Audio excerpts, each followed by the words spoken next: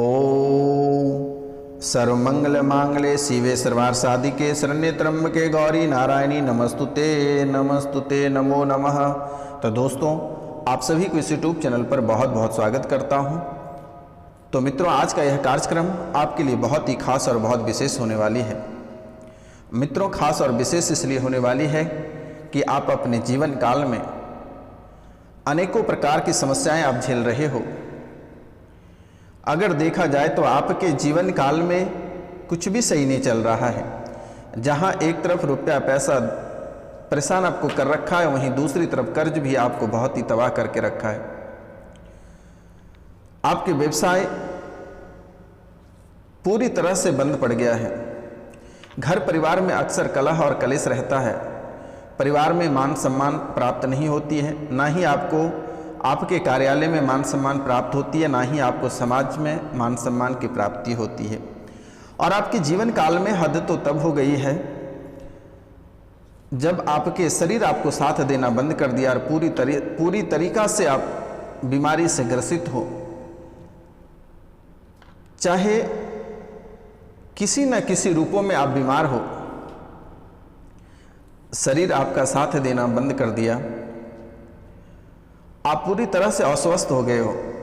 चाहे वह शारीरिक रूप से रहे, मानसिक रूप से रहे या फिर आर्थिक रूप से रहे, इन सभी क्षेत्रों में आप पूरी तरह से अस्वस्थ हो गए हो।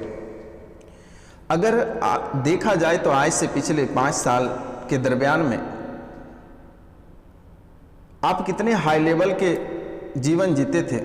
क्या आपकी पर्सनालिटी थी? क्या आपका लग्जरी जीवन था? क्या हर जगह आपके नाम का डंका बजा करता था? हर क्षेत्र में मान सम्मान की प्राप्ति थी।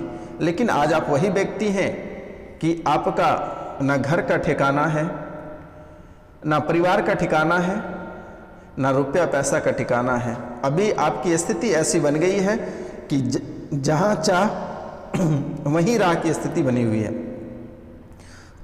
जहां चाह वहीं राह की स्थिति आपके जीवन काल में उत्पन्न हुई है।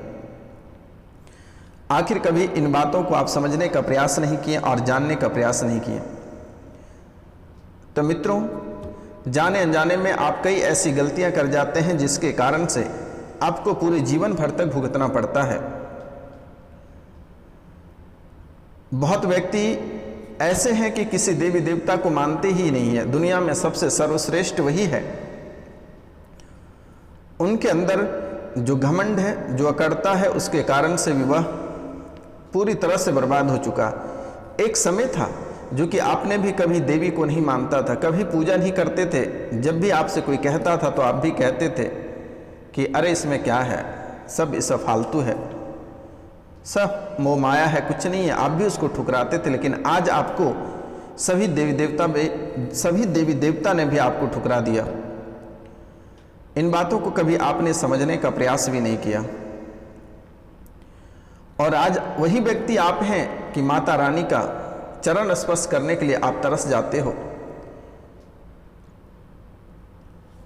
जाने अनजाने में आप कई ऐसी गलतियां कर गए हैं जिसके कारण से आज आपको भुगतना पड़ रहा है। मित्रों, आपकी तरक्की तभी आगे बढ़ेगी जब आप सबके साथ रहेंगे। अकेला चना कभी भाड़ नहीं फोड़ सकता है, हमेशा याद रखना मित्रों। आपकी स्थिति ये घमंड के कारण ऐसी स्थिति बन जाती है और बना दिया गया है कि आप कभी सोच भी नहीं सकते हैं। आप अपने बलबूते, अपनी ताकत पे आप बहुत आगे तक जाते हो, लेकिन वहां पर जाकर आप असफल हो जाते हो। आप बहुत अधिक रुपया पैसा का जोड़ देकर बहुत कुछ खरीदना चाहते हैं, लेकिन वह खरीद तो लेते हैं, लेकिन वह चकनाचूर हो जाता है। वह किसी भी काम के लायक नहीं बनता, वह कबाड़ी में बेचने की स्थिति बन जाती है। और यही अकड़ता के कारण से आपके परिवार टूट गया है। आपका घर परिवार, आपके बच्चे आपको छोड़कर चले गए हैं। माता रानी ने आपके दरबार में, आपके झोली में बहुत कुछ डाला, लेकिन आपने उसे रख नहीं सका। आपके अंदर इतनी घमंड और अकड़ता आई कि जिसके कारण से आज बर्बाद होने का मुख्य वजह अगर देखा जाए तो आप स्वयं को दोष दीजिए। कभी आपने किसी के सामने झुकना नहीं सीखा, क्योंकि मित्रों जब भी आप अकेले रहते हैं तो कोई दोस्त, कोई यार, कोई मित्र, कोई पति पत्नी कार्य नहीं आता है, कभी काम नहीं आएगा, याद रखना। माता पिता और उनके बाद जिस देवी को आप पूजा करते हैं आप उसे याद करेंगे, हर सुख दुख में वह साथ रहता है। अगर माता पिता और देवी माँ से, अगर भगवान से अगर घमंड दिखाया जाए तो वह मिट्टी में मिलाने में उसे समय नहीं लगता, वह चंद मिनट में मिट्टी में मिला देता है। कहते हैं मित्रों कि जिसको देने आता है वह उसे छीनने के लिए भी उसको आता है, तभी वह किसी को कुछ देता है। आप अगर किसी को कर्ज देते हैं तो आपके अंदर उतनी ताकत रहती है कि आप कर्ज को वापस ले सको, तभी आप किसी को कर्ज देते हैं। इसलिए मेरे मित्रों, ये 9 दिनों तक, ये नवरात्रा तक आपके लिए बहुत ही खास है और बहुत विशेष है, क्योंकि मित्रों हमेशा याद रखना कि कभी भी अपने माता पिता को दुख मत देना और कभी भी देवी मां से ऐंठ कर या घमंड करके मत जाना, क्योंकि इसमें इतनी शक्ति है कि आपको मिट्टी में मिलाने इसे चंद मिनट भी नहीं लगेगा मित्रों। इसीलिए आपसे मेरा निवेदन है कि माता पिता जिनके गुजर गए वह पितृदान कर दें, ब्राह्मण भोजन करा दें, उनके नाम पे किसी को दान पुण्य कर दें, अभी भी वक्त है कि आप सुधर जाएं। उनके बाद अभी नवरात्रा चल रही है, इस समय आपको क्या करना चाहिए और क्या नहीं करना चाहिए, इन बातों को आपको बहुत ही विशेष ध्यान रखना होगा। अन्यथा अभी जो वक्त है अगर आप इसे खो देते हैं तो फिर आप तड़पते रह जाओगे। मित्रों यह एक आपके लिए बहुत ही अच्छा समय आपको प्राप्त हुआ है और यह समय अगर इसका फायदा आप उठा सकते हो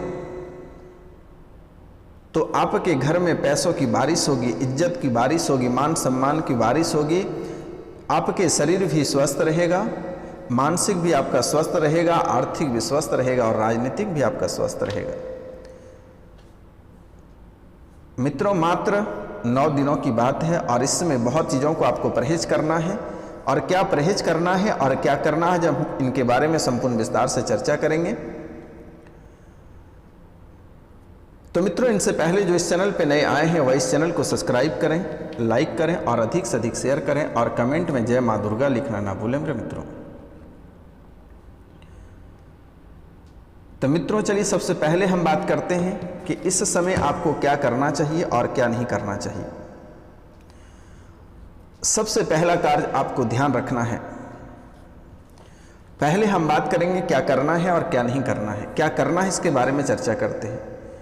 सबसे पहले यह 9 दिनों तक आपको सूर्योदय से पहले जगना है और 1 लोटा जल दरवाजे, जहाँ पे आपके मेन दरवाजा वहाँ पे 1 लोटा जल चढ़ाकर और 1 दीपक अवश्य वहाँ पे जला दें सुबह और शाम। पहला कार्य आप यह करें। इनसे क्या होगा कि घर परिवार में जो अशांति बनी हुई है, जो आपके दुश्मन के द्वारा जो प्रेत बाधा लगाया है, जो तांत्रिक क्रिया करा के रखा है, जो घर में कलह कलेश रहता है, जो रुपया पैसा का दिक्कत होता है, जो घर पे बीमारी से परेशान है, इन सभी को माता रानी लातों से फोड़ कर बाहर करेगी और लक्ष्मी का वास कराएगी। आपको पहला कार्य यह करना है। दूसरा कार्य आपको क्या करना है, सुबह और शाम के समय आपको धूमना से घर पे अवश्य धूप दिखानी है। तीसरा कार्य, जब तक नवरात्रा चलेगा तब तक आपको दीपक से साँझ देनी है। और चौथा कार्य, ये चौथा कार्य, इस समय आपको किसी को कर्ज नहीं देना है। किसी को कर्ज आप इस समय भूलकर भी नहीं देना है, अन्यथा आप कंगाल हो जाओगे। ये 4 बातों का बहुत विशेष आपको ध्यान रखना है और कौन कौन से चीज आपको वर्जित करना है।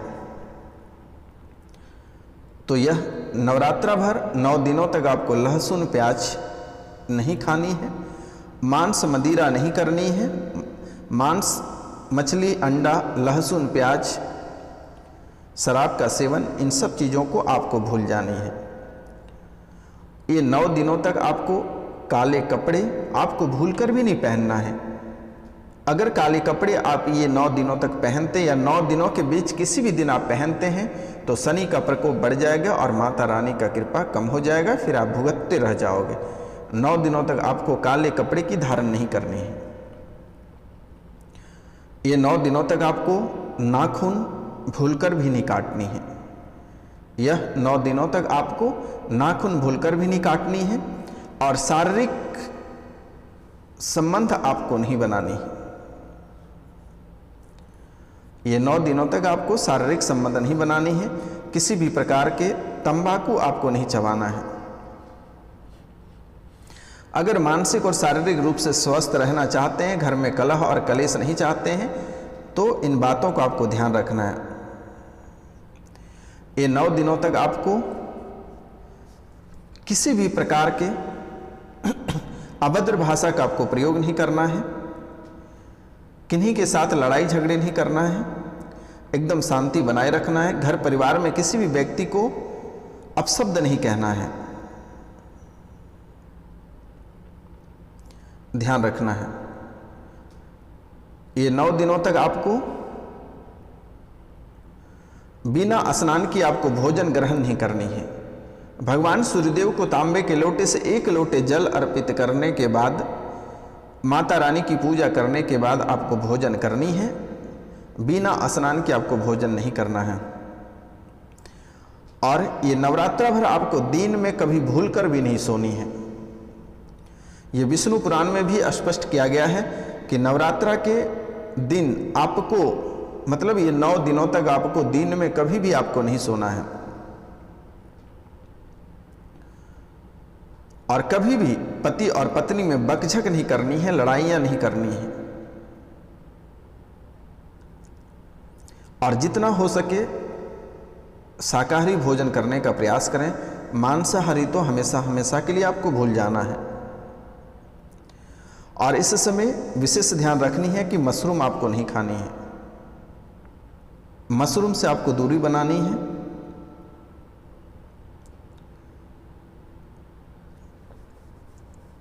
तो मित्रों, इन चीज़ों को आपको बहुत ही विशेष ध्यान रखना होगा।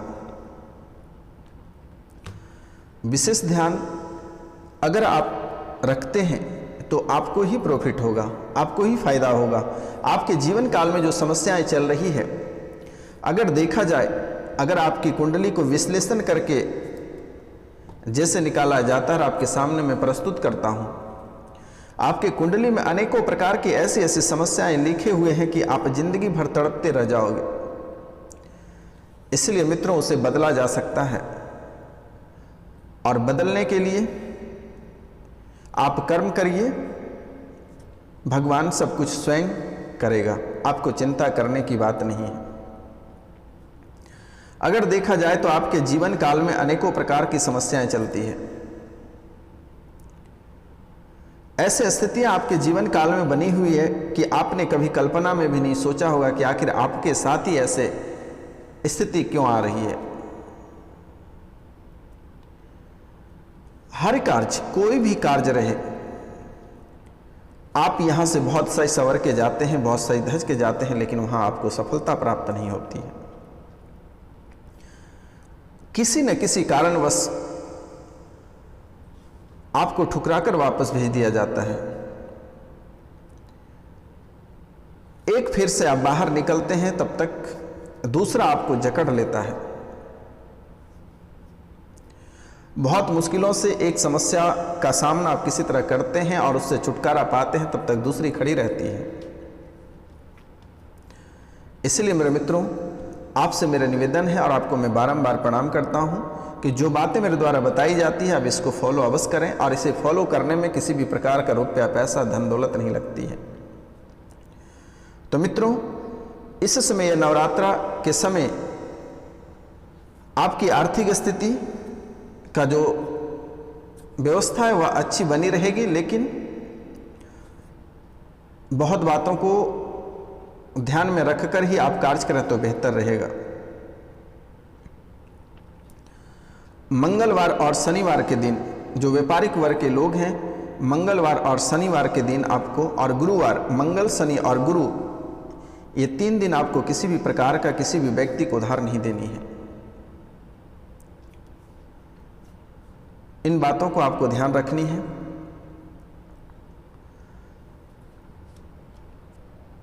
जो सरकारी नौकरी में है उनको अपनी वाणी पे कंट्रोल रखनी है, अन्यथा आपके बनते बनते काम बिगड़ जाएंगे। परिवार में कभी अगर आपके ऊपर किसी ने दबाव देकर बात कर रहा है तो आपको नॉर्मल हो जानी है, बात पे बात नहीं देनी है। बस ये 9 दिनों तक अगर आप संभल के रह गए तो आपका जीवन स्वर्ग से कम नहीं रहेगा। आपका जीवन कभी स्वर्ग से कम नहीं रहेगा मित्रों। इन बातों को आप नोट कर लें, क्योंकि माता रानी कई रूपों में आपके दरबार में आती है। अगर आपके घर में किचकिच और किसी भी तरह का कलह और कलेश दिखाई देगा तो वह पुनः वापस लौट कर चली जाएगी। इसलिए मेरा निवेदन है, और आपको मैं बारंबार प्रणाम करता हूं कि मेरे द्वारा जो भी उपाय बताई जाती है आप उसे अवश्य करें। और जो व्यक्ति अभी तक माता रानी का तस्वीर घर नहीं लाए वह अवश्य खरीद कर लाएं। अभी मेरे कहना माने या नहीं माने, आप तस्वीर को लाकर देखें और उसे रखें, देखें क्या प्रॉफिट होगा मित्रों। तो आज का कार्यक्रम यहीं तक था। आप सभी को नमस्कार, प्रणाम, राधे राधे।